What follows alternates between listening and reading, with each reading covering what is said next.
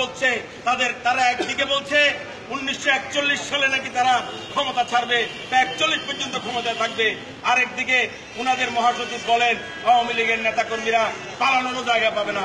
সত্যিকার অর্থে জনবিচ্ছিন্ন আওয়ামী লীগ পালানোর পথ খুঁজে পাবে না। আমাদের ইমানি চেতনা নিয়ে ঐক্যবদ্ধ থাকা, হুমকি আসবে, মামলা হামলা এগুলো জর্জরিত হয়ে আমরা রাজপথে আছি। ইনশাআল্লাহ আগামী দিনেও আপনাদের সকলকে নিয়ে একটি শক্তিশালী সংগঠন হিসেবে আমরা থাকব।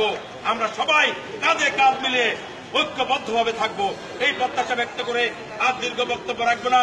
আমি আপনাদেরকে আবারও কৃতজ্ঞতা জানাচ্ছি এবং আজকের এই সমাবেশ থেকে আমাদের প্রিয় নেতা জনাব সুলতান সালাউদ্দিন টুকুর বিরুদ্ধে যে মিথ্যা মামলা, এই মামলা প্রত্যাহারের জোর দাবি জানাচ্ছি।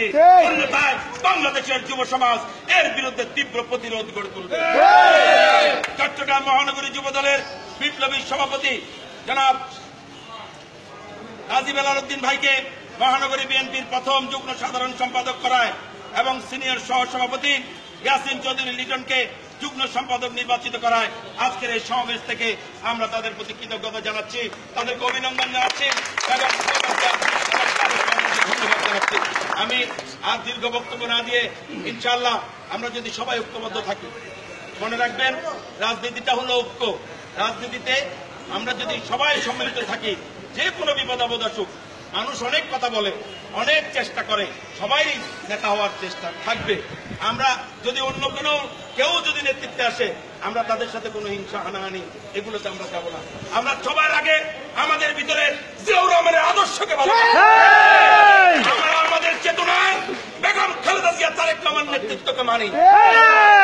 আমরা কোনো হুমকি ধুমকির মধ্যে নাই, আমরা কোন সন্ত্রাসী না, আমরা রাজনৈতিক কর্মী।